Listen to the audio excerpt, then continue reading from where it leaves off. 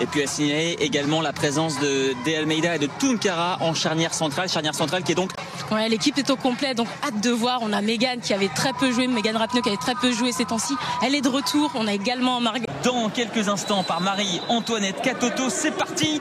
Les Françaises qui veulent gagner ce soir pour poursuivre leur série de victoires sans défaite. C'est vrai que c'était leur dernière défaite et elles s'en souviennent. Et elles s'est dit que ce match perdu 3-1 face à la France en janvier 2019 leur avait permis. Très belle affiche, deux belles équipes, un corps arbitral compétent et une pelouse très convenable. Avec un premier ballon là pour Megan Rapinoe qui avait été sollicitée. Et puis elle a une bonne vision de jeu, elle joue simple. Le centre de Rapinoe avec Alex Morgan dans la surface de réparation. Elle est bousculée et ce sera un penalty. C'est initié côté gauche avec Alex Morgan qui centre du pied gauche. A priori, pas trop de danger et peut-être un retour fautif d'Aïssatou Tunkara. On a Alex Morgan qui se plaint de sa cheville. Je pense que ça a influencé la décision de l'arbitre. Mais Aïssa, voilà, c'est soldé par un score d'un partout. Elle est face à Pauline Perrault-Magnin, Megan Rapinoe. C'est parti et c'est transformé. Ouverture du score donc pour les Américaines après à peine 6 minutes. Ouverture du score donc de la star. Lorsqu'au quart de finale on prend ce but très rapidement, j'espère que les filles vont se remobiliser. Là on voit qu'elles se regardent, mais ce serait bien qu'elles puissent communiquer. C'est un enjeu important, ce sont les Jeux Olympiques. Exactement, elle l'a dit, hein, ça a été un moment court, mais voilà, elle est de retour pour les Jeux Olympiques. Le centre de Morgan, la reprise. Mais là, il y avait vraiment l'occasion de marquer un deuxième but. L'équipe de France qui est en difficulté dans ce début de match. C'est vrai que les Américaines mettent beaucoup de vitesse et on savait qu'on les attendrait sur le côté. Il faut que les filles se reconcentrent. C'est vrai que là... Quart de finale qu'elles avaient remporté sur le score de 2-1. Exactement, Karine, les Américaines qui sont plutôt à l'aise. Avec Torrent, le centre de Torrent et c'est Kelly O'Hara.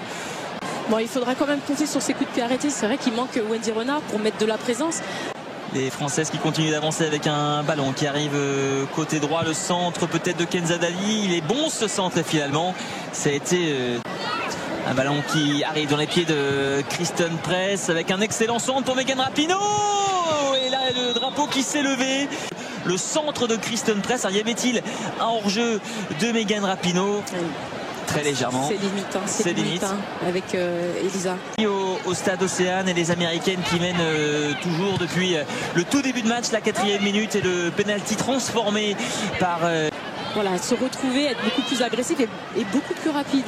Avec un ballon dans l'entrejeu peut-être pour Marie-Antoinette Katoto. Il n'y a pas de hors-jeu. Si, dit finalement l'arbitre de Riem Hussein. On va revoir cette action au ralenti avec un bon ballon et il n'y avait pas du tout hors-jeu puisque Marie-Antoinette Katoto qui récupère tous les ballons dans l'entrejeu.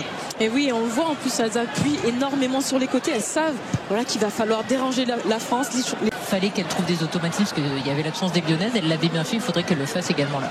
Exactement, c'est vrai que c'est... Un ballon pour Morgan et c'est le 2-0. C'est le 2-0 et quelque part c'est fort logique avec Alex Morgan qui a été trouvé dans la surface de réparation.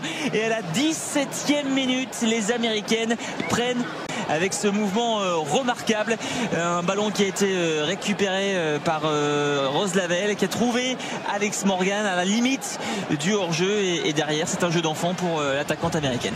Karine le disait, hein, il manque de communication, on voit sur cette action en fait.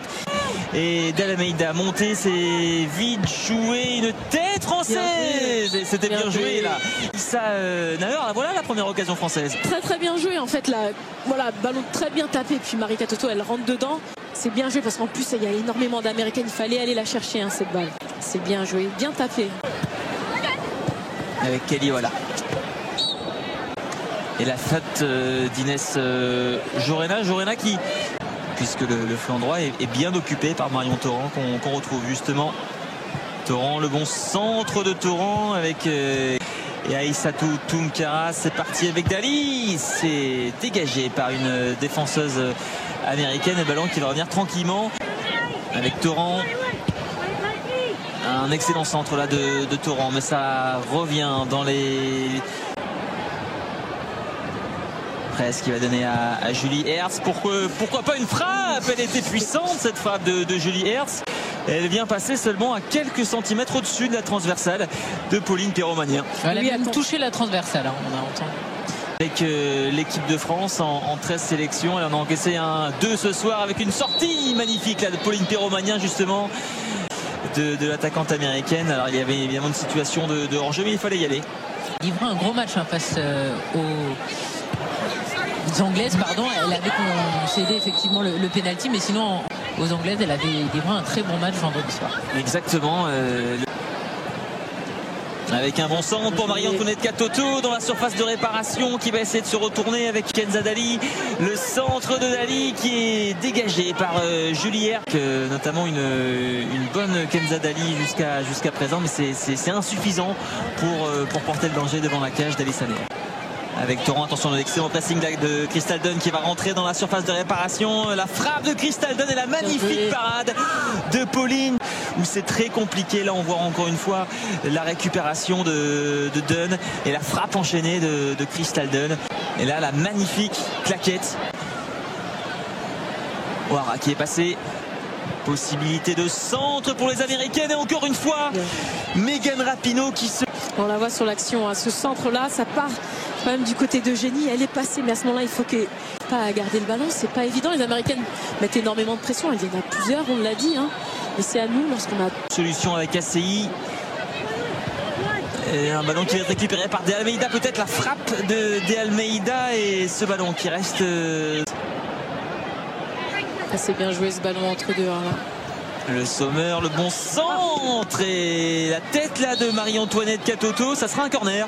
On a vu un bon centre qui a été touché par Sauerbrunn qui a été contrainte de mettre ce ballon au-dessus de cette transversale. Ça y est, ça pousse. Julie Hertz et c'est la mi-temps ici au stade Océane. Les Américaines qui mènent, expliquer toutes les difficultés que ces Bleus ont rencontrées en première mi-temps, parce qu'effectivement la liste est assez longue et on espère évidemment que les heures du jeu avec la Rapinoe à la baguette. Au niveau des 20 mètres, Rapinoe la retrouve, la frappe de Rapinoe et encore une fois un très très joli arrêt. Ça commence un petit peu sur les mêmes auspices qu'en première mi-temps, avec des Américaines qui se montrent très dangereuses d'entrée. Et oui, on la voit, Megan, elle rentre. Kenza Dali qui essayait de se retourner. Baltimore. La révélation de ce rassemblement, Sandy Baltimore, la Parisienne qui va essayer de centrer le ballon qui a été... L'accélération de Sandy Baltimore qui a pris son adversaire de vitesse. Le centre de Baltimore, il était vicieux de Sandy Baltimore. C'est bien ce ballon sur le côté, hein. Ça passera par le côté, hein. Les mettre en danger avec Kelly O'Hara, voilà, qui est pris de... Mewis présente dans la surface de réparation. Elle est trouvée, Sam Mewis, le ballon qui va être écarté par les Bleus.